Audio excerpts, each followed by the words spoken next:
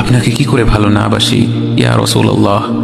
যখন আপনি আমাকে ভালোবেসেছেন সেই 1400 বছর আগে, যখন আপনি আমাকে মিস করতেন, আশা করতেন যেন আমার সাথে দেখা করতে পারেন, অথচ তখনও আমি জন্মই হইনি।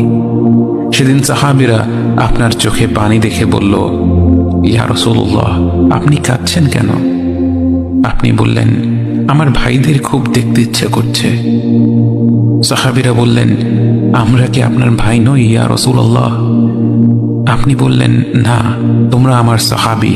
আমার ভাই হলো তারা যারা আমার পরে আসবে এবং আমাকে কখনো না দেখেও তারা আমাকে বিশ্বাস করবে।